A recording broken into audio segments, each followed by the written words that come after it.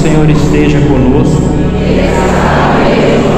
Proclamação do Evangelho de Jesus Cristo segundo São Marcos.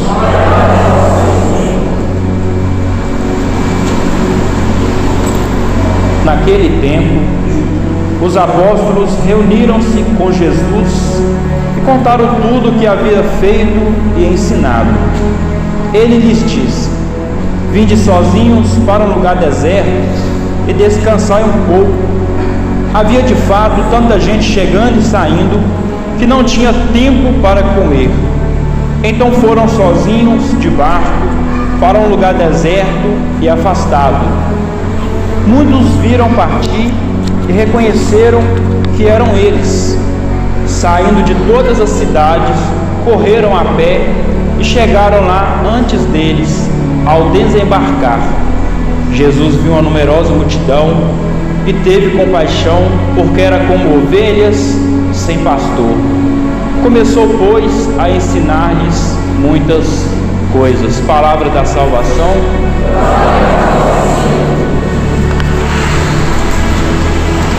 Rogai por nós, Santa Mãe de Deus. Rogai por nós, Santa Mãe de Deus. Rogai por nós, Santa Mãe de Deus. Bota a mão no seu coração. Fala assim: Senhor Jesus. Mais forte: Senhor Jesus. Eu lhe peço essa manhã que o meu coração possa transbordar da tua presença. Senhor, faça-se com que o meu coração guarde, conserve toda a tua palavra, junto com a tua verdade, para a minha salvação. Amém. Bom dia a todos novamente. Vou começar por um pequeno trecho do Salmo, que ele fala assim: o Senhor é o pastor que me conduz, não me falta coisa alguma. Pelos prados e campinas verdejantes ele me leva a descansar. Para as águas repousantes me encaminha e restaura as minhas forças. Nós bem sabemos que nós temos um único pastor, que é Jesus Cristo, o único que nos conduz à verdade, o único que nos pode nos trazer hoje o alívio para a nossa alma, a resposta de todos os nossos questionamentos que nós temos hoje. Mas infelizmente muitas vezes nós insistimos em afastar do Senhor. Sabemos que o salmista fala que Ele nos conduz aos pastos verdejantes, a lugares verdes, a lugares maravilhosos, um lugar de descanso. Mas muitas vezes preferimos ainda afastar desse pastor e procurar outros pastores para seguir.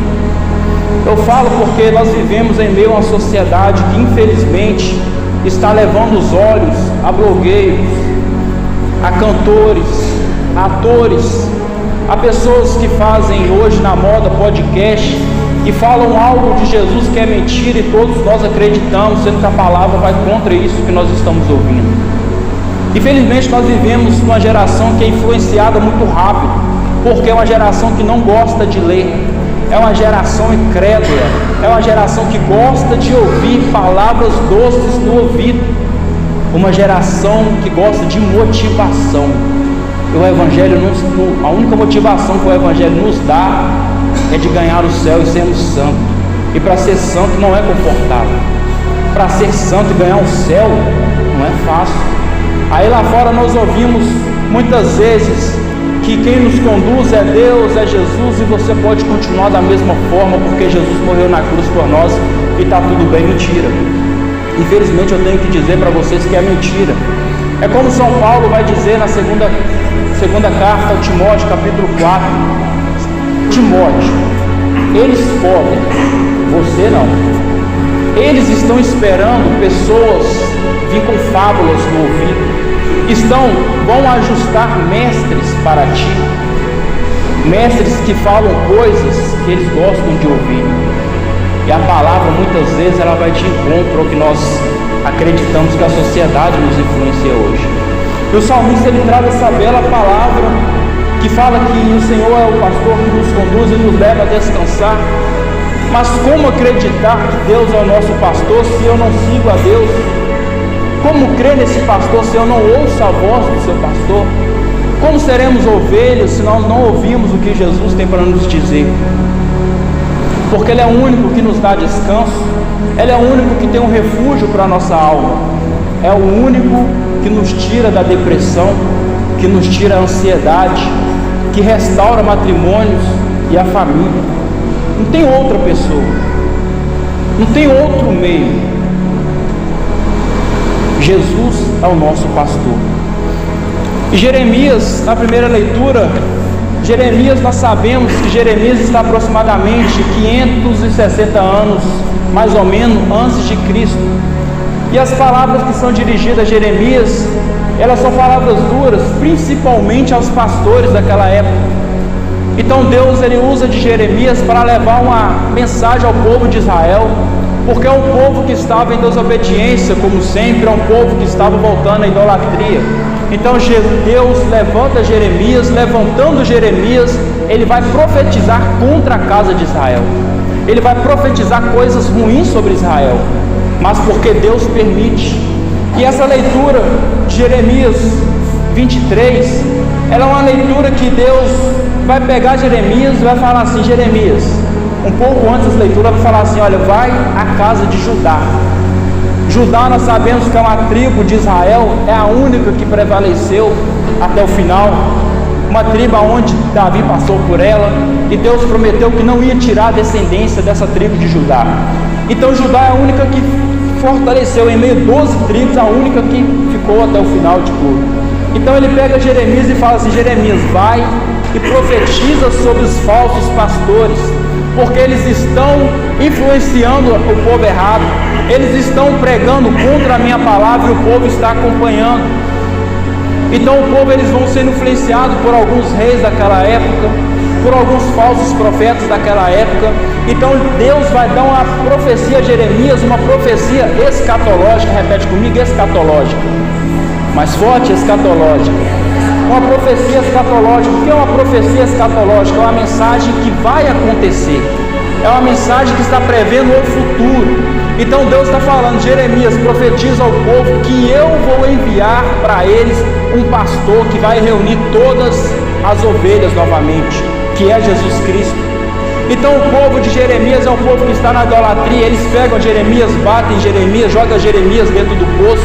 Jeremias vai sofrendo com esse povo, porque está falando a palavra de Deus, está profetizando e falando coisas que eles não querem ouvir, porque o que eles queriam ouvir naquela época era o que? Continua no pecado, continua nas orgias que eles estão fazendo, continua longe de Deus, continua adorando outros deuses. Mas não é isso que Jeremias foi chamado a fazer.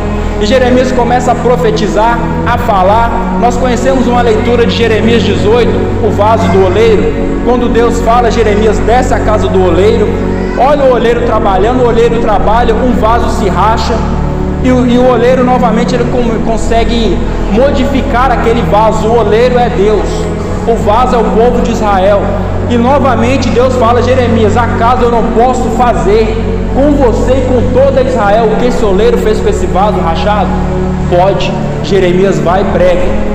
O povo não ouve Jeremias. Novamente Deus fala: Jeremias, pega um vaso novo, sobe ao alto do monte. Chegando lá, você vai falar assim: eis que diz o Senhor. E Jeremias sobe, pega o vaso, levanta ao alto do céu e fala assim: eis que diz o Senhor, e racha o vaso no meio, como significando: Deus vai rachar vocês no meio. A ira de Deus estava sobre aquele povo nessa época. Então quando ele fala isso, ele racha o vaso ao meio. Eles pegam Jeremias e batem em Jeremias. Logo depois vem o povo da Babilônia, arrasta o povo de Israel e acaba com a raça de Israel, levando eles em cativo, destrói o templo. Mulheres são abusadas, filhos são separados dos pais, e eles sofrem para aprender a adorar a Deus. Eles sofrem por causa da obediência a Deus. E Deus, ele começa assim: ai dos pastores. Todas as vezes que Deus fala um oráculo que começa ai dos pastores, é um ato de repreensão, de correção. É como um pai e uma mãe fala assim: ai de você fazer isso, na verdade. É como a mãe fala com o filho: ai se você falar isso novamente. Então Deus fala: ai dos pastores que deixam perder e dispersar-se o rebanho de minhas pastagens, diz o Senhor. E o povo foi deixando eles se perderem. No nosso tempo não é difícil acontecer isso. Quantas pessoas que nós temos, lideranças, pastores que deviam estar fazendo o seu papel de conduzir as ovelhas ao rumo certo, estão desviando as ovelhas por falsas teologias dentro da igreja. Quantas pessoas são líderes, deviam estar aqui pregando a verdade, falando a verdade, mas desviam as ovelhas com falsas promessas que não estão no Evangelho e nem na doutrina católica. Ai desses pastores, ai de nós subirmos aqui e não pregar a verdade para o povo e também não viver a verdade. Ai de nós não pregar para o rebanho do Senhor, para reunir de novo o rebanho do Senhor na nossa igreja. Ai dos pastores que pregam motivação para ver o povo feliz, o povo alegre e ser aplaudido pela população, mas encaminhar as ovelhas à perdição. Ai de nós, é o que Deus está falando com Jeremias. E o povo de Israel ficava igual nós assim, ó, calado, assustado, com medo, mas não voltava os olhos para Deus. E no Evangelho vai se cumprir a profecia de Jeremias, que é o que? Jesus vem, reúne o povo de Israel, tenta converter os judeus viram a cara para Jesus e falam com os discípulos: vamos a outras tribos, a outras aldeias, porque o meu povo se esqueceu de mim. O meu povo, que era o povo judeu, o próprio povo de Israel, esperava o Messias há séculos. Quando o Messias veio, não acolheram a Jesus. Até hoje o povo de judeu espera o Messias e negam a Jesus Cristo, até hoje. Então Jesus, ele vem, aonde Jesus passa, ele reúne o povo, ele pega os povos, ele puxa a galera toda atrás dele, porque Jesus, ele tem aquilo que faltava nos tempos dos doutores da lei: a correção, a pregação da verdade e também em busca dos milagres. Então Jesus fala com os discípulos em meio, quando os discípulos faz as missões, voltam cansados, falam com o mestre: mestre, expulsamos em teu nome, pregamos em teu nome, curamos em teu nome. Jesus fala: vamos para um lugar deserto, para que nós possamos descansar. Então eles vão, pegam o barco, pegam ao lado do mar, ao lado de um deserto, para quê? Para descansar, para repor as energias. Mas o povo fica sabendo para onde eles iriam, e o povo, com sede de Deus, com saudade da palavra, eles vão a pé em busca de Jesus. Quando Jesus e os discípulos chegam lá, estão lá mais de 5.000 pessoas aguardando o mestre e seus discípulos, em busca de uma coisa: a verdade, em busca de uma coisa: a palavra que era dita por Jesus Cristo. Então, quando Jesus chega à beira desse mar, Jesus olha e fala: meu coração se entristece, são ovelhas sem pastores, vamos alimentar elas. Então Jesus chega, reúne aquelas 5.000 pessoas e começa a pregar, vai pregando, vai falando com eles, conduzindo as ovelhas. Passe uma hora, passe um dia, meio-dia, vai anoitecendo, os discípulos falam: mestre, nós precisamos dispersar as ovelhas, precisamos mandar elas embora, porque elas vão ficar com fome. Logo depois vem a multiplicação dos pães. Não é o evangelho de hoje, mas vai vir a multiplicação dos pães, aonde Jesus faz o grande milagre com 5 pães e 2 peixinhos. Mas até no momento o povo foi atrás de Jesus em busca da palavra, em busca da verdade. Foram a pé para sentir a presença do mestre, foram a pé buscar aquilo que os doutores não queriam saber. Eram pessoas ingratas, eram pessoas escória da sociedade, eram publicanos, eram prostitutas, eram leprosos, que iam atrás do mestre, porque eles queriam uma solução para a vida deles. Eles queriam ouvir o que Jesus sempre tinha dito para eles. Eles queriam ouvir essa profecia de Jeremias se cumprindo na vida deles.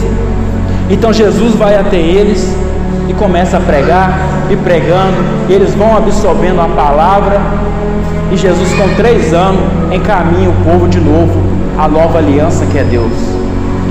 Hoje, infelizmente, em nossos tempos, nós precisamos de 2 coisas: pessoas com responsabilidade com a palavra e a doutrina da Igreja Católica, pessoas também com sede de ouvir a palavra de Deus, com sede de ouvir a verdade, com sede de ouvir realmente o que Deus tem para falar aos nossos corações. E muitas vezes não são palavras doces, muitas vezes não são palavras maravilhosas, são palavras de correção, mas é aquilo que fala a carta dos Hebreus: qual é o pai que, vendo o seu filho se perder, não corrige o seu filho? Muitas vezes Deus vai nos corrigir, vai nos repreender, mas que nós possamos alcançar o céu, alcançar a santidade, alcançar a maturidade espiritual de continuar com Jesus mesmo as coisas estando difíceis. Nós olhamos, muitas vezes nós somos imaturos na fé. Se neste tempo nós somos esse povo que, quando Jesus vai para o deserto descansar, eu tenho certeza que nós não íamos atrás dele, nós iríamos ficar lá onde nós estávamos, porque nós somos muito acomodados, nós somos muito quietos. Falta em nós o ardor do Espírito Santo, falta em nós o coração queimar por Jesus novamente, falta em nós querer mastigar a palavra de Deus, comer a palavra de Deus de novo, voltar para a palavra de Deus, voltar aos fundamentos que a igreja nos ensina, que é totalmente o fundamento que ensina o mundo. Mas infelizmente não é assim. Nós olhamos a modernidade hoje, nós olhamos o que o povo lá de fora vem dizendo, vamos acolhendo, levando para as nossas famílias, para dentro das nossas casas, e Satanás ele vai se infiltrando devagarzinho na nossa família, até ele destruir toda a sua família. Nossa Senhora em Fátima, ela falou isso, que a última guerra de Satanás seria entre a família. Quantos filhos não estão se perdendo hoje nas drogas, por causa que os pais não conduziram eles? Quantos casamentos estão acabando hoje, e no casamento acabando, um filho fica frustrado? Um casamento acabado, a família fica frustrada. Aí os filhos vão se perdendo, a geração vão se perdendo, vão se corrompendo, porque o mundo está falando que se você não é feliz no seu casamento, você pode casar de novo. Porque o mundo está falando para os jovens que é bobeira viver a castidade. Porque o mundo está falando para as nossas juventude que usar droga é legal. Liberaram a maconha, está liberado agora. Pronto, já não é mais errado para a sociedade. E nós estamos achando isso comum. Estão querendo agora liberar o aborto, nós estamos achando isso comum. Infelizmente nós tivemos um desprazer de ver algumas comunidades franciscanas apoiar o aborto. Uma comunidade de São Francisco de Assis. Aonde nós iremos chegar com essa teologia da mentira, teologia satânica? Sabemos que todo aborto ele é oferecido a Satanás, a sacrifício no altar de Satanás. E tem que ser dito isso para nós hoje. Ninguém está falando, está todo mundo calado e as ovelhas estão se perdendo. Até quando os líderes irão ficar calados com medo de ser calados, de ser retirados do ministério? O único motivo que eu aceitei estar no ministério é pregar a verdade, não tem outro motivo. Não estou em busca de aplausos, de elogio. Queremos conduzir as ovelhas. Que nós possamos rezar pelos nossos líderes, pelos nossos padres, pelo Papa e também pelos nossos bispos.